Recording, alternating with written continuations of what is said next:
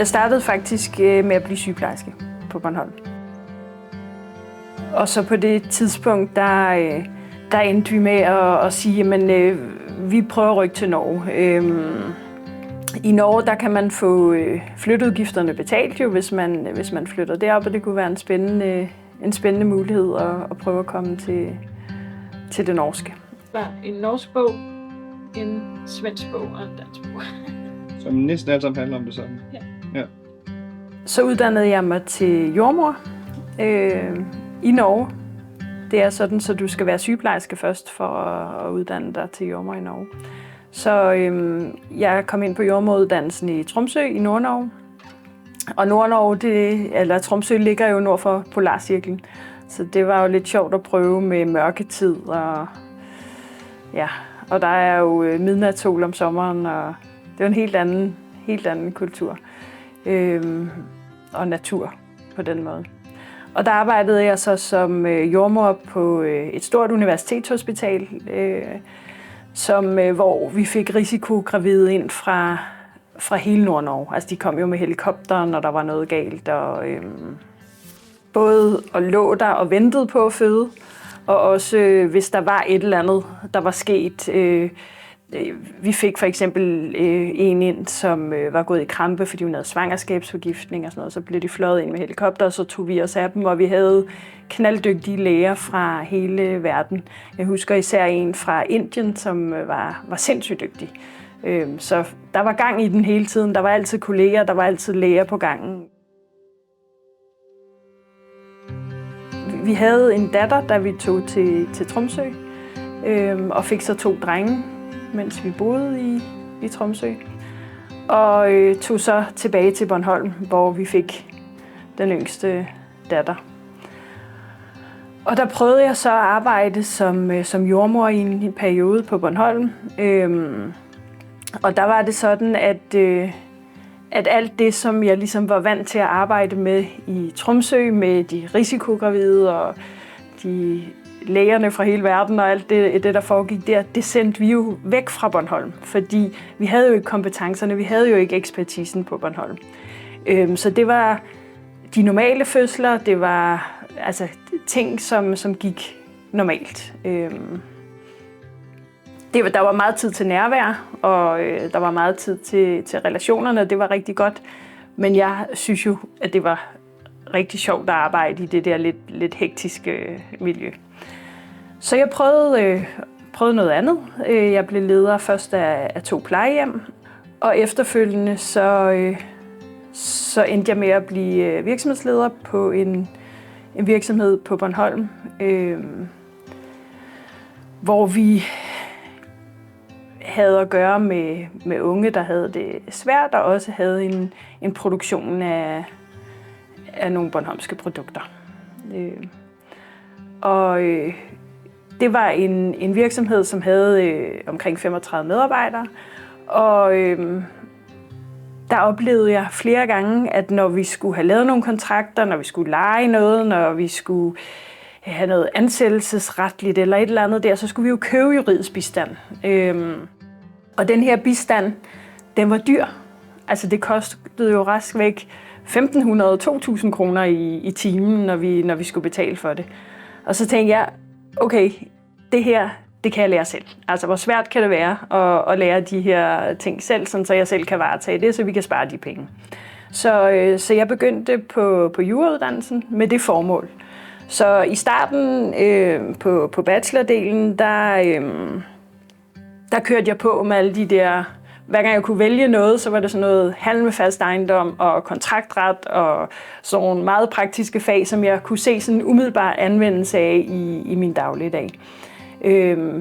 Og alle de der sådan lidt mere, strafret, det var ikke så vigtigt på det tidspunkt. Så jeg fokuserede temmelig meget på de andre fag.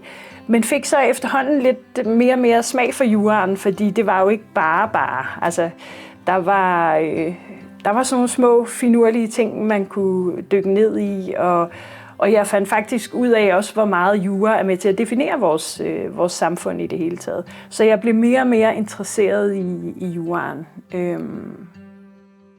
På På det tidspunkt så var der også en drøftelse om voldtægtssager. Det kører jo sådan igen og igen, det her med, hvad når kvinden har sagt nej og siger, at en kvinde er det jo ofte, som føler sig voldtaget, og manden siger, men jeg gjorde det ikke, og kvinden siger, jo, du gjorde, og så står de der. Hvad skal retten gøre? Hvordan skal retten behandle de her sager? Så jeg endte faktisk med at vælge at skrive kandidatspeciale om voldtægtens subjektive karakter og rettens behov for objektive fakta for at kunne træffe en beslutning. Når der kun er 2 personer til stede, og der er foregået måske en voldtægt, måske ikke en voldtægt, og de beviser, der så kommer frem der, jamen dem skal retten jo så tage stilling til, men det er rigtig svært, når retten har behov for nogle holdbare objektive fakta. Så det skrev jeg et speciale om, og fandt faktisk ud af, meget overraskende til mig selv også, at jeg egentlig ikke synes, at den slags sager var egnet til domstolsbehandling.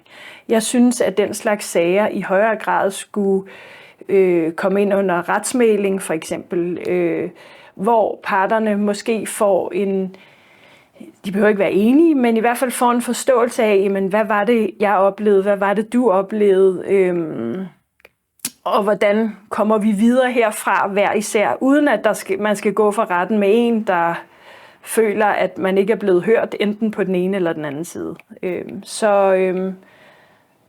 Og det var vildt spændende at opleve, at jeg faktisk endte et andet sted, end hvor jeg startede ved at dykke ned i de juridiske retskilder. Så jeg gik derfra med 12 og var vanvittig stolt af det, og tænkte, hold nu op, hvordan kan det dog lade sig gøre? Men samtidig også med sådan en enorm nysgerrighed, altså det smagte af mere. Men jeg var lidt oppe i årene, da jeg tog jurauddannelsen, så tænkte jeg, okay, Lotte, så har du taget den, og så skal du ud og arbejde, og fik job som administrationschef hos Bornholms Politi, og var meget glad for arbejdet der. Og endte så med at komme ud i et lokalt advokatkontor, fordi det der med at blive advokat, det måtte jo virkelig være, ja, så er man noget ved musikken, ikke? Når man har læst jura. Så det fristede mig enormt meget at komme ud og være advokat. Og jeg fandt faktisk ud af, at det var jeg ikke særlig god til. Altså jeg trives ikke særlig godt med det. Der var mange ting af det, som jeg synes var sjovt, men der var også noget, jeg synes var rigtig svært, og jeg er meget ikke konfliktoptrappende af natur. Så det her med også at skulle gå ind i konflikter og for at tjene nogle penge, altså det synes jeg var rigtig svært. Altså jeg havde lyst til at sige til folk, gå nu hjem og tal sammen, eller lad os nu finde en løsning. Så jeg trives ikke særlig godt i den branche, på det tidspunkt i hvert fald. Jeg kom tilbage til politiet i anklagemyndigheden, og kom ind i strafretten jo igen på den måde. Og var så afsted til, jeg løber en del, og var afsted til Odense Halvmarathon. Og af en eller anden årsag, så løb min tidligere vejleder også til, det tror jeg ikke, han ville gøre i dag, men det gjorde han i hvert fald i det år. Og vi stødte så på hinanden efterfølgende. Og hvordan går det? Og han sagde til mig, men jeg synes sgu ikke rigtigt, jeg har set nogen PhD-ansøgninger fra dig. Jeg sagde, nej, ved du hvad, det kommer ikke til at ske, jeg er for gammel, det kan jeg ikke. Altså jeg havde alverdens gode undskyldninger for, hvorfor det i hvert fald ikke skulle ske. Og så snakkede vi lidt videre, og så sagde han, jamen altså, jeg står og har behov for en videnskabelig assistent. Vi søger en videnskabelig assistent på det strafferetlige område. Jeg synes, du skulle prøve at søge. Og det gjorde jeg så, men turde ikke tage hele springet, så jeg fik sådan en 15-timers stilling som videnskabelig assistent til at starte med. Og kunne bare mærke, at jeg trives vanvittigt godt i det miljø. Jeg synes, det var fedt at sidde til frokost på Syddansk Universitet og høre de diskussioner, der var der. Folk, der gik vildt op i momsloven og, og virkelig var into sådan nogle juridiske nicher og de diskussioner, der kunne komme der. Så det trives jeg utrolig godt med.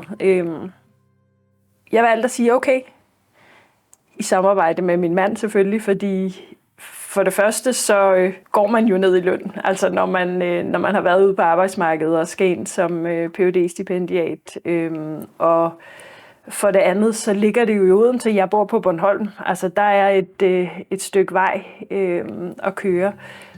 Efter drøftelse, hvor min mand jo som sædvanligt bare sagde just do it, så endte jeg med at søge og fik et Ph.D.-stipendiat på Syddansk Universitet.